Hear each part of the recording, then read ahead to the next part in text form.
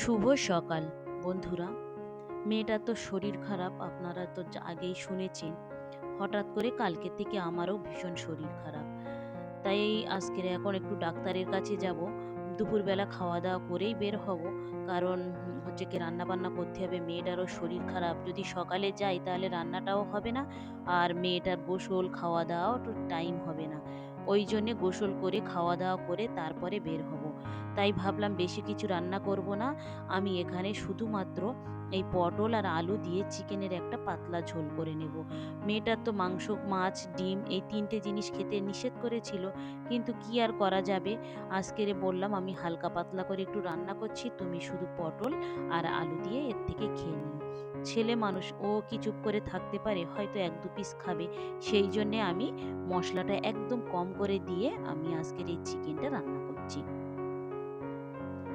যে ডাক্তারটার কাছে আমরা যাই, ওই ডাক্তারটার কাছে ছেলে এবং মেয়ের বয়স যখন প্রায় ২ মাস, তখন থেকেই আমরা ওই ডাক্তারের কাছেই যাই। যা কিছু হোক না কেন ওই ডাক্তারের কাছে নিয়ে গেলে ওদের ওষুধ যে এতই কাজে লাগে ওই ডাক্তারের, যে এদের আর অন্য কোনো জায়গায় নিয়ে যেতে হয় না। তাই ভাবছি রান্নাটা করে নিয়েই ওখানেই যাব আমরা। কারণ ওখান থেকে ওদের জন্যেও ওষুধ আনা হয়, আর আমিও কোনো কিছু হলে ওখান থেকে ওষুধ খাই। মশলাটা প্রত্যেক দিনের যে রেডি মশলাগুলো থাকে সেই মশলাগুলো দিয়ে টুকটুক করে আমি চিকেনটাকে কষিয়ে নিচ্ছি। একদম পাতলা করে ঝোল করব। রান্না করতে নিজেরও ইচ্ছা করছে না, কিন্তু কি করা যাবে বলুন? শরীর খারাপ হলে মনে হয় যে রান্না বান্না করব না। কিন্তু বাড়ির আর সবাই কি খাবে তাহলে? ছেলে, ওর আব্বু, মেয়েটা। শরীর অসুস্থ হলে তখন যেন মনে হয় কেউ যদি দুটো শুধু রান্না করে দিত তাহলে কতই না ভালো হতো।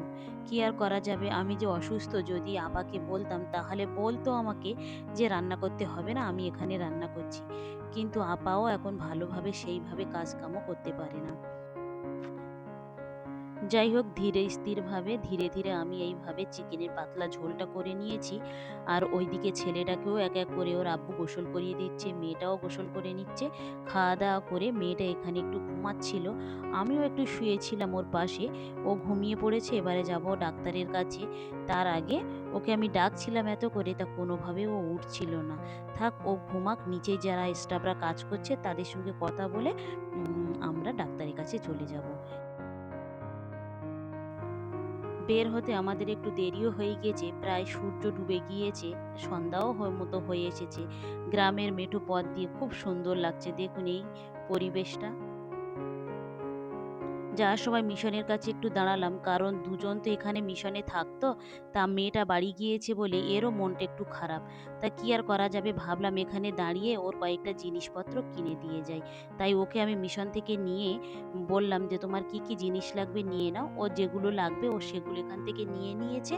আর মনা আর ওর আব্বু হচ্ছে মিশনে বসে আছে। আমি কিনে নিয়ে আবার যাব, গিয়ে তারপরে ওখান থেকে ডাক্তারখানায় চলে যাব।